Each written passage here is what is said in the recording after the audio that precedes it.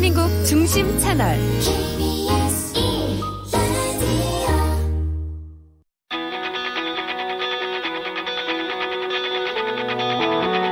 스포츠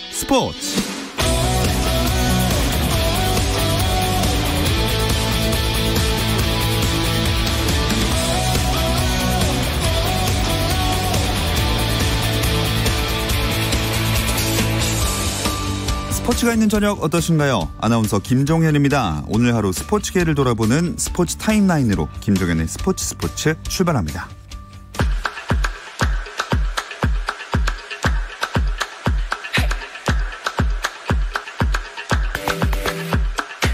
폐렴 증상을 보인 프로야구 두산 베어스 1군 선수가 코로나19 검사에서 음성 판정을 받았습니다. 두산은 선수단의 자택 대기를 해제하고 4일인 모레부터 훈련을 재개하기로 했습니다. 두산의 한 선수는 지난달 31일 옆구리에 불편함을 느꼈고 컴퓨터 단층 촬영, 자기 공명 영상 촬영 결과 폐렴 소견을 받았습니다. 해당 선수는 선별진료소에서 코로나19 검사를 받았고 두산은 KBO 사무국이 전달한 코로나19 대응 매뉴얼에 따라 어제 훈련을 취소했습니다. 오는 6월 말 영국 런던에서 개막 예정이었던 윈블던 테니스 대회가 코로나19 확산으로 결국 취소됐습니다. 윈블던을 개최하는 올 잉글랜드 테니스 클럽은 긴급 이사회 개최 결과 올해 윈블던 대회를 열지 않기로 했다고 발표했는데요. 해당 대회는 내년 6월 28일부터 7월 11일에 열릴 예정으로 윈블던 테니스 대회가 연기된 것은 2차 세계대전 이후 처음입니다. 앞서 4대 메이저 대회 중 하나인 프랑스 오픈 테니스 대회는 개최 시기를 5월에서 9월로 연기했습니다. 미국 프로야구 텍사스 레인저스의 추신수가 힘든 환경에서 운동하는 마이너리그 선수들을 위해 대규모 금전 지원에 나서 화제를 모으고 있습니다. AP통신은 추신수가 소속팀인 텍사스 레인저스 산하 마이너리그 선수 191명 전원에게 $1,000, 약 123만 원의 생계자금을 지원한다고 보도했습니다. 총액이 $19만 1,000, 약 2억 3,500만 원으로 적지 않은 돈인데요. 메이저리그 스프링 캠프가 중단되고 정규 시즌 개막도 연기되면서 자택에 머무는 추신수는 AP통신과의 인터뷰에서 자신도 7년 동안의 마이너리그 생활이 금전적으로 상당히 힘들었다고 밝히면서 지금 마이너리그 선수들은 당시보다 환경이 좋아졌지만 여전히 금전적으로 어려운 형편이라며 지원 배경을 전했습니다.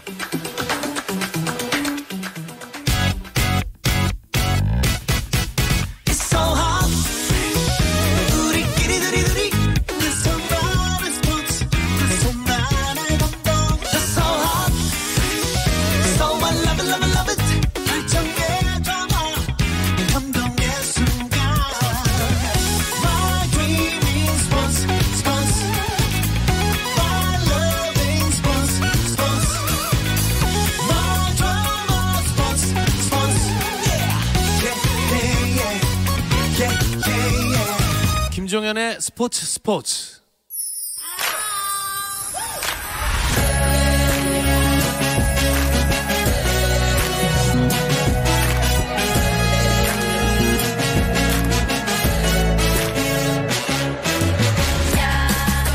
목요일에는 해외 축구 이야기 함께하고 있습니다. 라디오의 발롱도르를 꿈꾸는 이건 김정용의 랄롱도르 시작해볼게요. 풋볼리스트 김정용 기자 나와 있습니다. 안녕하세요. 안녕하세요. 김정용입니다. 자, 김정용 기자는 이제 일주일마다 그래도 만나면서 좀 건강 상태를 체크할 수 있으니까 안심이 되는데 영국에 있는 이건 기자는 조금씩 걱정을 하면서 인사를 나누게 되는 것 같아요. 이건 기자 잘 계신가요?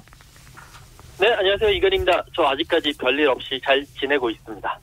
근데 영국 상황이 아까도 전해드렸지만 윈블던 테니스 대회가 취소가 되는 걸 보면서 더 심각해졌구나 이런 게 느껴지는 것 같아요. 네, 아까 전에 말씀해 주셨다시피 윈블던 테니스 대회가 보통 이제 취소가 됐는데 이게 2차 대전 이후에 처음이고요. 이 대회가 6월 말에서 7월 사이에 경기를 합니다. 근데 이것마저도 그러니까 한 2달 정도, 3달 정도 이후의 일마저도 미리 취소를 시켰다는 것은 영국 내에서의 코로나19 상황이 그렇게 녹록하지 않다는 것을 의미하고 그때까지도 코로나19와 싸울 것 같다라는 지금 여기서도 현지에서도 다시 노말, 그러니까 다시 이제 예전 상태로 돌아올 때까지 한 3개월에서 4개월 정도 걸린다라고 얘기를 하거든요. 그만큼 긴 싸움이 될 것 같다는 것을 의미하고 있습니다. 네, 영국인들에게 축구와 테니스가 참 최고의 즐거움 또 자부심일 텐데 둘 다 이제 취소되고 연기된 상황이 현지에서 충격적이겠는데요. 네, 아무래도 영국에서는 이제 5월 달에 축구 프리미어리그 시즌이 이제 막바지로 가고요. 그러면서 그게 시즌이 끝난과 동시에 많은 영국인들이 이제 휴가를 즐기기 시작합니다. 그러면서 테니스 윈블던을 보면서 그 휴가를 절정을 이루는 뭐 그런 이제 나름대로의 계획들을 가지고 있는데 지금 이 상황에서 축구도 안 하고 테니스까지 취소가 되면서 이 코로나19로 발생된 이 암흑의 터널이 계속되겠구나, 길겠구나 싶으면서 상당히 좀 낙심하고 실망하는 그런 분위기입니다. 자, 김정용 기자, 이런 상황에서 잉글랜드 프리미어리그도 뭔가 중대한 결정을 내릴 것 같은 분위기가 좀 조성되고 있죠. 네, 잉글랜드 축구 대회를 관장하는 4개 기관이 오늘 한국 시간 2일 공동 발표한 게 있습니다. 이 4개 기관이라는 건 프리미어리그, 그리고 그 아래 하브리그를 관장하는 풋볼리그, 프로 선수협회, 감독협회 이렇게 4개 기관인데요. 이들은 일단 건강이 최우선이니까 코로나19의 위협에서 안전해지기 전까지는 리그를 재개하지 않는다는 그 원칙을 다시 합의를 했고요. 그리고 정확한 재개 일정, 또 리그 정지에 따른 선수 급여 감축 등의 여러 사안에 공동 대응하기 위해서 48시간 내에 좀 더 확정되어 있는 추가 발표를 하기로 결정했습니다. 여기서 조기 종료 선언이 나올 가능성은 얼마나 될까요? 지금 당장 종료 날짜를 정하겠다라고 이미 말을 하진 않았지만 재개 날짜에 대한 가이드라인을 새로 정하는 선에서 그칠 수도 있고요. 일설에는 5월 말에 무관중으로 리그를 재개할 가능성도 제기되긴 합니다. 그러나 좀 중대한 결정이라는 걸 미리 48시간 전에 약간 예고편처럼 예고까지 했으니까 네. 시즌 중단 가능성이 좀 높아진 건 사실로 보입니다. 이건 기자, 사실 시즌 재개가 현재로서는 많이 힘든 상황 아닙니까?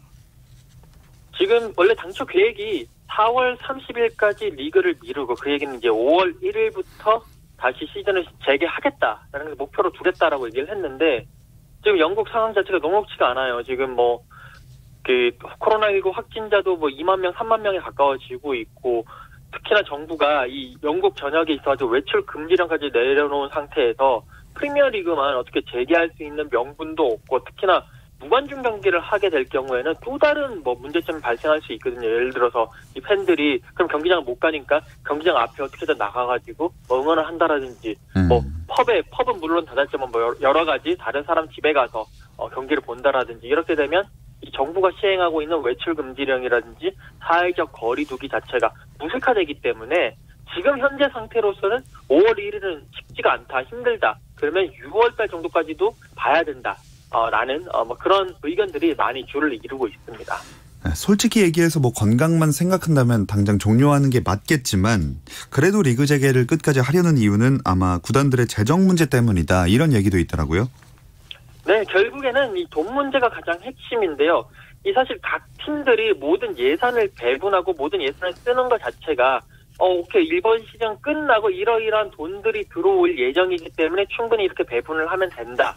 라는 그런 계획 하에서 이제 모든 예산을 집행을 하고 하는데요. 지금 만약에 시즌이 취소가 되거나 무관중 경기를 하게 되면 뭐 중계권료라든지 입장권 수익이라든지 머천다이징이라든지 뭐 식음료라든지 이런 수입들이 안 들어온 상황이 되기 때문에 각 구단 그리고 또 리그 전체에 있어가지고 또 큰 타격이 아닐 수가 없습니다. 만약 리그가 중단이 되면 이 중계권료 같은 경우에는 중개사의 돈을 전부 돌려줘야 되나요? 전액은 아니고 이제 중단된 기간만큼의 비율을 따져서 돌려주는 걸로 알려져 있는데요. 사실 프리미어리그가 중계권이 다른 리그에 비해서 훨씬 큽니다. 뭐 중계권 수익 대박 뭐 이런 기사를 해외토픽에서도 많이 다룰 정도로 큰 규모인데 자국 중계만이 아니고 전 세계 중계권이라서 그런 거거든요. 네. 시즌을 지금 중단할 경우 프리미어리그가 방송사들을 환불해줘야 하는 돈이 7억 6,200만 파운드, 하나로는 1조 1,700억 원이나 된다고 합니다. 남은 경기가 많지 않은데도 엄청나네요. 이러면 그 흐름이 선수들 연봉 삭감으로 이어지겠죠? 네, 잉글랜드 말고 다른 빅리그는 이미 구단들이 개별적으로 임금 삭감 여부를 논의하거나 혹은 추진한 곳들이 많이 있죠. 축구를 아예 안 한다는 게 쉽게 말해서 공장이 돌아가지 않는 상황과 같은 거기 때문에 다들 손해를 보고 있는 건데요. 스페인의 바르셀로나, 독일의 바이에른 뮌헨, 이탈리아의 유벤투스 이렇게 좀 빅클럽일수록 스타가 많고 인건비 비중이 높기 때문에 좀 선수들과의 협상을 통해서 감축을 했습니다. 그 프리미어리그가 그 48시간 후에 발표한다는 내용 중에서 임금 삭감에 대한 가이드라인도 발표할 가능성이 있다고 알려져 있고요. 그 중에서도 프리미어리그 구단 본머스는 오늘 회장, 감독, 몇몇 코치 등 이제 선수들 외에 이제 임원진과 코칭 스태프가 자발적으로 임금을 좀 토해내기로 했습니다. 네, 이건 기자, 각 리그뿐만이 아니라 현재 유럽 축구 연맹이 주관하는 모든 대회도 무기한 중단된 거죠?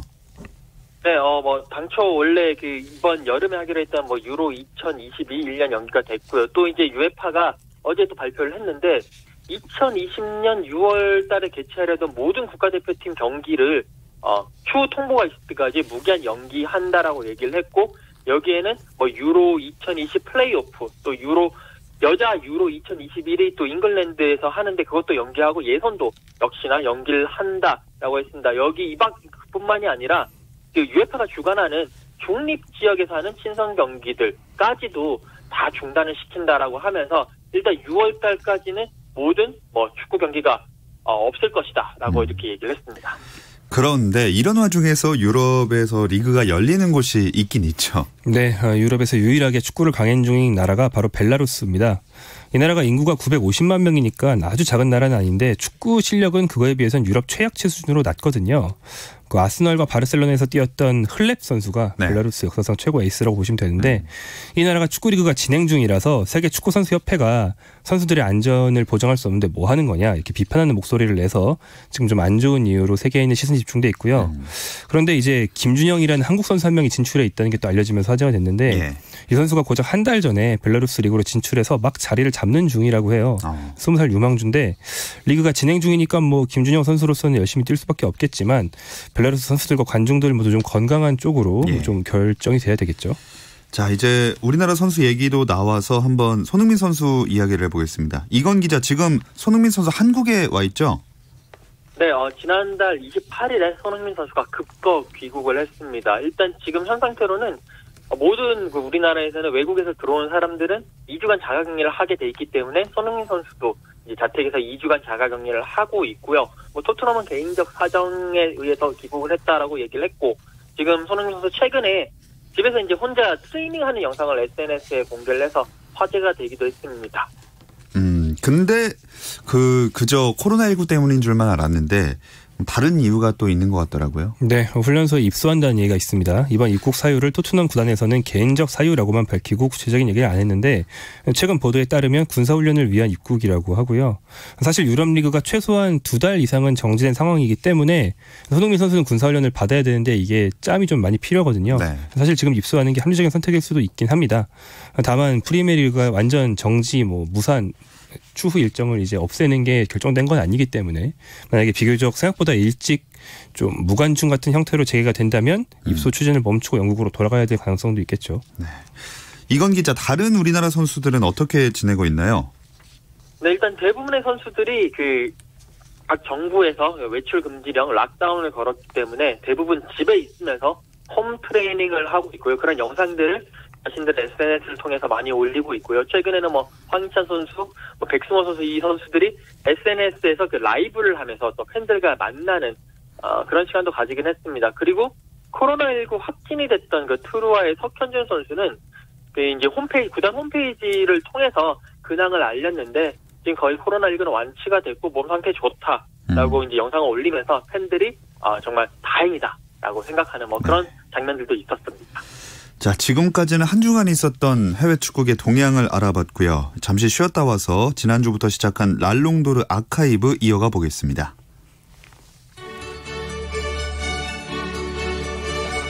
Messi, Messi, Messi, Messi, Messi, Messi, immens Messi, encara Messi, encara Messi, encara Messi, encara Messi, encara Messi, encara Messi, encara Messi, encara Messi, encara Messi, encara Messi, encara Messi, encara Messi, gol, gol, gol, gol, gol, gol, gol, gol, gol, gol, gol, gol, gol, gol, gol, gol, gol, gol. 현장의 소리, 레전드들의 이야기. 스포츠에서 모두 다 만나보세요. 김정현의 스포츠.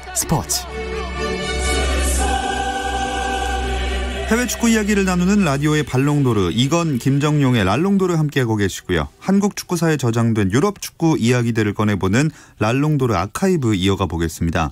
지난주에는 한국인 유럽파 계보를 한번 짚어봤어요.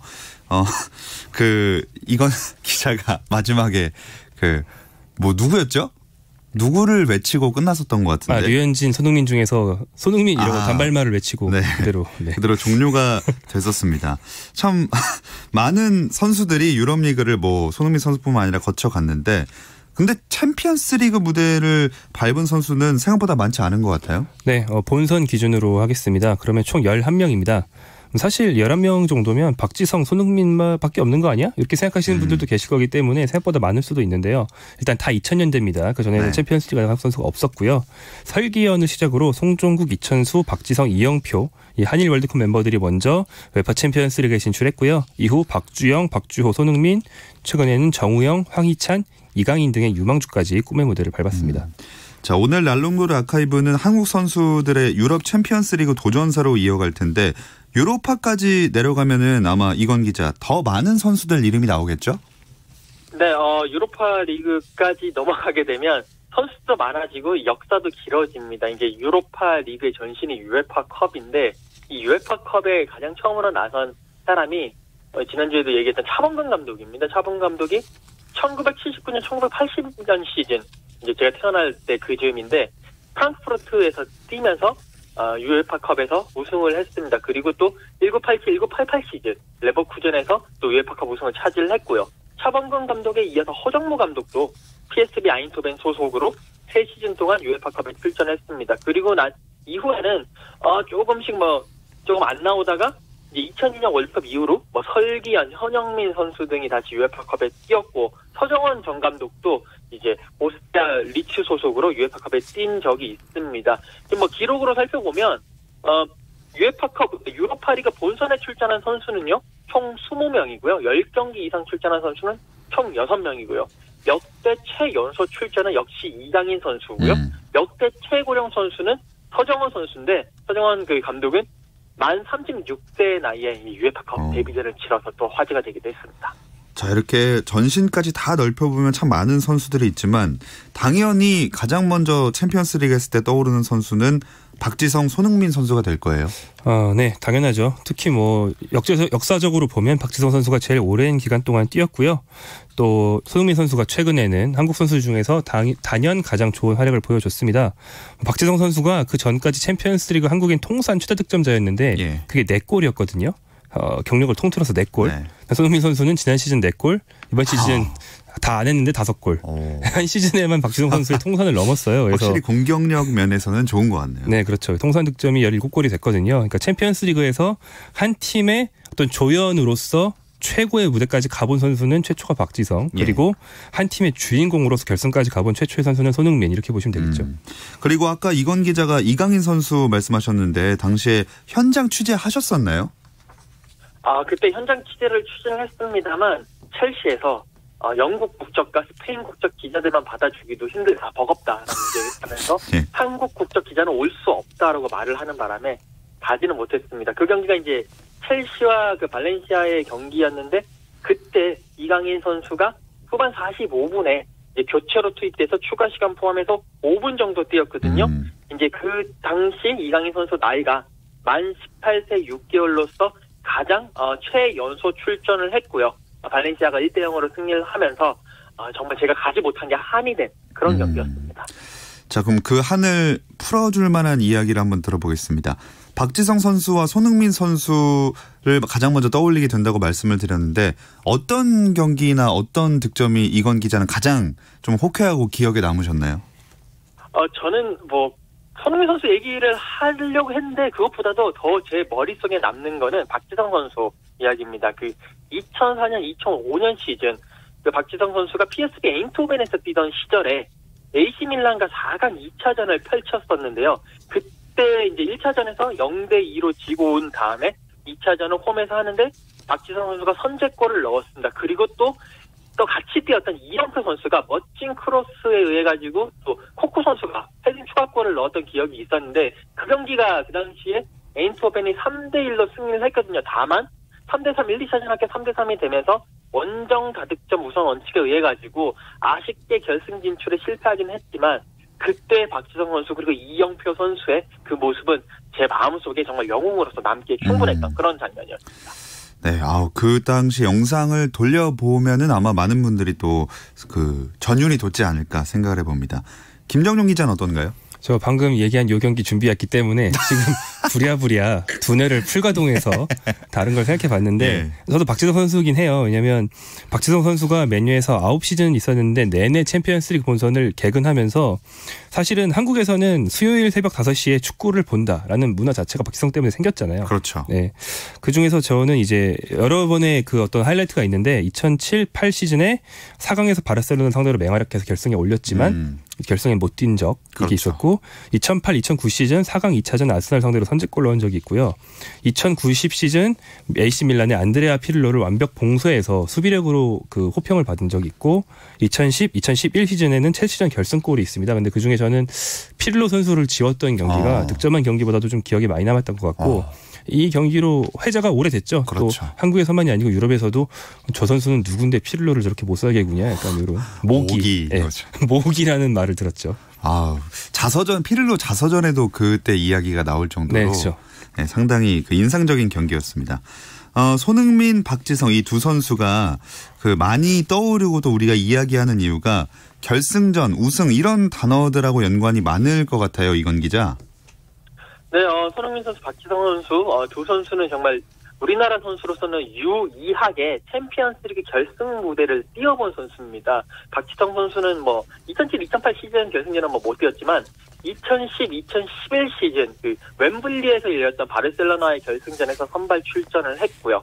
손흥민 선수는 많이 아시다시피 2018-2019 시즌 마드리드에서 열렸던 리버풀과의 결승전에서 또 풀타임을 출전을 하면서 두 선수가 유의하게 챔피언스리그 결승을 뛰었고 저도 이제 그 두 경기를 다 현장 취재를 했었는데 정말 뿌듯하면서도 두 경기 모두 다 박지성 선수도 그렇고 손흥민 선수도 다 패배했기 때문에 아쉬움도 너무나 많이 남았던 그런 기억이 있습니다. 네, 두 선수를 비교해 봤을 때 경력의 화려함으로 따지면 커리어는 박지성 선수가 당연히 먼저 떠오를 거고 뭐랄까 그래도 좀 대표하는 그런 한 팀을 대표하는 선수다 하면 손흥민 선수가 떠오르는데 김정용 기자는 좀 비교한다면 어떻게 생각하세요? 네, 손흥민 선수가 한 팀을 끌고 갔고 박지성 선수는 이제 그건 아니고 조연이었는데 이게 좀 다른 비교 중에서는 그 스콜스 제라드 비교랑 비슷한데 제라드는 리버풀의 주인공이었고 스콜스는 로이킨 베컴 이런 선수들 사이에 좀 묻혀 있었거든요. 네. 그래서 두 선수의 기량 비교라기보다는 이제 메뉴가 워낙 화려한 클럽이다 보니까 그런 측면이 있었던 것 같고 근데 박지성 선수 그때는 박지성밖에 없었어요. 지금은 해외 리그 돼서 관심이 다방면으로 많아졌지만 예를 들면 그 박지성 선수 새벽 경기 중에 하나를 제가 놓쳐서 오전 강의를 듣고 오후에 자취방 가서 보려고 대학 다닐 때 절대 스포 안 당하려고 그 인터넷을 완전 끊고 집에 절대 가는데 들어가면 안 돼요. 네. 집에 가는 길에 그 후배가 형 어제 박지성 지는 거 봤어요? 이래가지고 진짜로 농담 아니고 걔 키가 조금만 작았으면 때렸을 수도 그런 적도 있습니다. 맞아요. 새벽 경기가 많았기 때문에 이런 고충들이 참 많이 있었습니다. 하이라이트도 점수 모르고 봐야 재밌는데 네네. 점수를 미리 알아버리면 좀 아쉬운 그런 경우들이 많았거든요. 갑자기 궁금한 게 생겼는데 이거 두 분께 차례대로 물어볼게요. 일단 김정용 기자는 그럼 그 축구 선수로서의 삶만 봤을 때 박지성을 선택하시겠어요? 손흥민을 선택하시겠어요? 손흥민입니다. 이유는요? 더욱 더욱 자연스럽게 자신의 그 화려한 경력을 즐길 줄 아는 세대가 됐다는 느낌이고 박지성 선수는 그 유명한 나는 축구는 잘하고 싶지만 유명해지고 싶진 않다 이런 말처럼 좀 은거하는 쪽이었기 때문에 좀 자신의 좀 화려한 삶을 좀 즐기는 쪽이 좋지 않나 이렇게 생각합니다. 커리어 면에서도 그러면 그냥 손흥민 선수를 뽑으시는 건가요? 커리어요? 네, 커리어로만 봤을 때 그것도 손흥민입니다. 네. 그럼 이건 기자는요?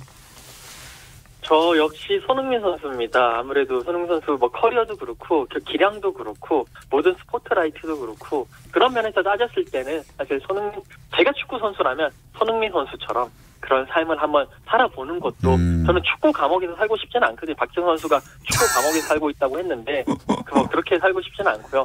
이렇게 또 런던에서 살고 싶고 맨체스터에서 살고 싶지 않아서 손흥민 선수입니다.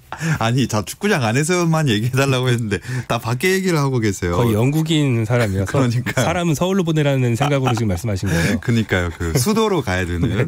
저는 개인적으로는 박지성 선수의 손흥민 선수가 앞으로 쌓아갈 수도 있겠지만 이 트로피 이것들이 참 어차피 이제 시간 지나면 기록만 남는 거 아닙니까? 그래서 저는 박지성 선수에게 한 표를 던지겠습니다. 근데 이렇게 얘기하다 보니까 김정유 기자, 뭔가 둘 선수 다 아직까지는 조금 이렇게 아쉬운 부분들이 있는 것 같아요. 네, 뭐 아까 결승전 얘기를 했는데 일단 한국 축구에 사실은 그 어떤 한 나라의 선수가 챔피언스리그에서 우승한 기회가 아예 기회조차 없었던 나라가 훨씬 많거든요. 네. 근데 한국은 한국 선수가 챔피언스리그 결승을 밟고 우승할 기회가 정말 많았단 말이에요. 네. 박지성, 손흥민 합쳐서 막 4번이나 있는데 한 번도 살리지 못했다는 거는 사실 좀 아쉬운 부분이고 사실 그 2007, 2008 시즌 박지성 선수가 뛰기만 하면 우승 주역이었던 그날은 예. 그 빠진 걸 가지고 축구 팬들이 그 양복 입은 박지성을 줄여서 양복성 사건이라고 거의 무슨 12.12 간호사의 굴욕 이런 것처럼 역사적 사건처럼 인식을 하는 사람들도 결승전 결장했을 때요. 그 결장 자체를 사건으로 인식할 정도라서 그렇죠. 네, 정말 아쉽죠.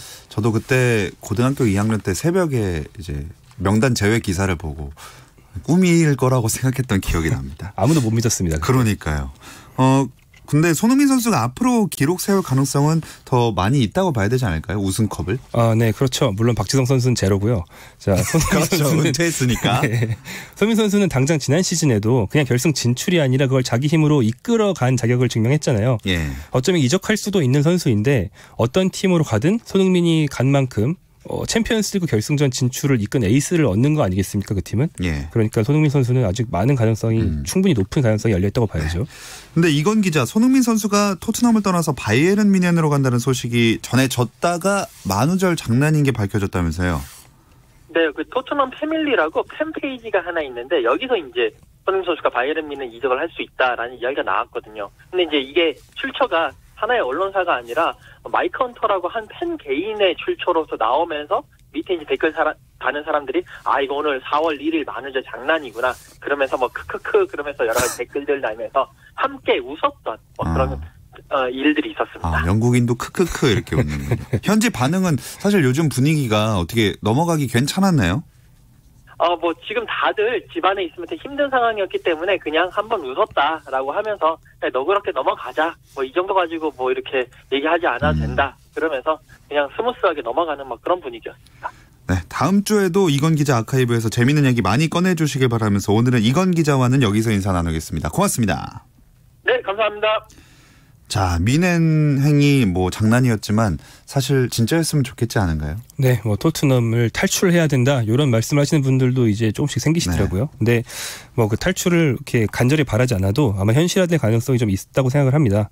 이 만우절 장난이 나온 것 자체가 그럴싸한 거짓말을 그렇죠. 해야 속이는 거잖아요. 네. 현실화될 가능성이 높기 때문이라고 보는데 손흥민 선수가 재작년에 병역 문제를 해결했죠. 그리고 최근에 에이전트를 가족 에이전트로 교체하면서 이적할 준비도 했거든요. 그리고 토트넘이 사실 연봉 구조를 볼 때 케인이랑 손흥민 중에 한 명만 잡을 수 있을 겁니다. 그래서 이적할 가능성이 점점 높아지고 있다고 보시면 될 겁니다. 네, 김정용 기자와도 여기서 인사 나누겠습니다. 고맙습니다. 고맙습니다. 내일도 저녁 8시 30분에 함께해 주세요. 김종현의 스포츠.